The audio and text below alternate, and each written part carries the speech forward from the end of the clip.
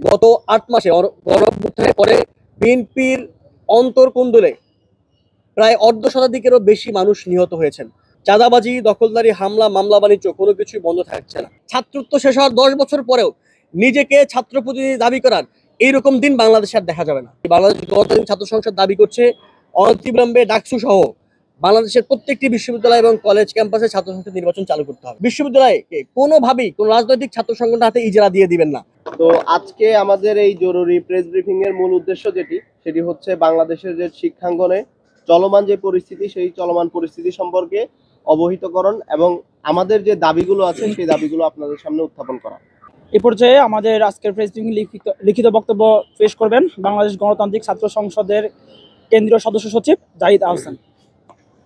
বন্ধুগণ, জুলাই গণঅভ্যুত্থানের অন্যতম আকাঙ্ক্ষা ছিল সহিংস রাজনীতির বদলে সমাজে সৌহার্দ্যপূর্ণ রাজনৈতিক অবস্থান বজায় রাখা।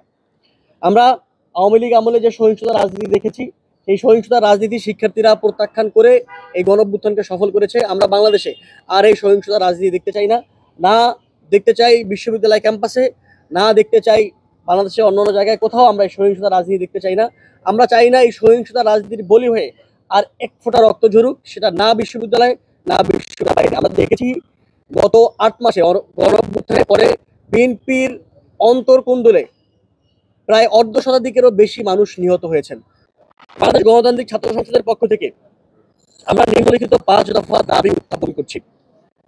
দাবি নম্বর ১, কুয়েটে ছাত্রদল যুবদলের হামলা, মামলা এবং শিক্ষার্থীদের বিষয়ে পূর্ণ নিরপেক্ষ তদন্ত করে দোষীদের চিহ্নিত করে শাস্তি নিশ্চিত করতে হবে। দাবি ২, আগামী ২৪ ঘন্টার মধ্যে শিক্ষার্থীদের নামে মামলা এবং বহিষ্কার আদেশ প্রত্যাহার করতে হবে। দাবি ৩, কুয়েটের ভিসি ডক্টর মোহাম্মদ মাসুদকে আগামী ২৪ ঘন্টার মধ্যে পদত্যাগ করতে হবে।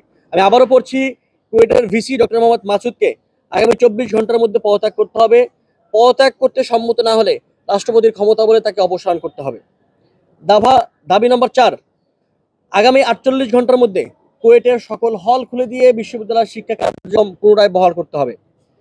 দাবি ৫, বাংলাদেশ গণতান্ত্রিক ছাত্র সংসদের কেন্দ্রীয় সদস্য মাহিন আহমদের উপর হামলাকারীদের অনতি বিলম্বে গ্রেফতার করতে হবে।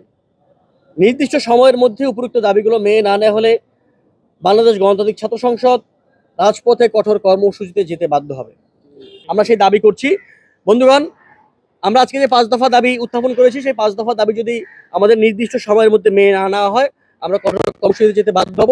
একই সঙ্গে আমরা আপনাদের কাছে দাবি জানাই, আমরা বিশ্ববিদ্যালয় প্রশাসনের কাছে বলবো এবং একই সঙ্গে যদি এই ব্যাপারগুলো মেনে না আনা হয়, দাবিগুলো মেনে না আনা হয়, আমরা এর সঙ্গে রাষ্ট্র সংশ্লিষ্ট যে বিষয় আছে, রাষ্ট্রকে সে ব্যাপারে নিশ্চয়ই অবহিত করব। আমরা খুলনা বিশ্ববিদ্যালয়ের যে ছাত্ররা এখনো আন্দোলন করছে, তাদের সঙ্গে আমরা সংহতি জ্ঞাপন করছি। আমরা মনে করছি এই খুলনা প্রকৌশল বিশ্ববিদ্যালয়ের ছাত্ররাই আমাদের সাথে গণঅভ্যুত্থান করেছে। তাদেরকে এরকম ভাবে অবহেলা করা এবং তাদের উপরে মামলা চালানোর পরে মামলা বহিষ্কার আদেশ দেওয়া, এটি পুরোপুরি ভাবে বাংলাদেশের যে জুলাই গণঅভ্যুত্থান বিরোধী, আমরা প্রত্যাখ্যান করছি। আশা করছি আমাদের দাবিগুলো মেনে নেওয়া হবে।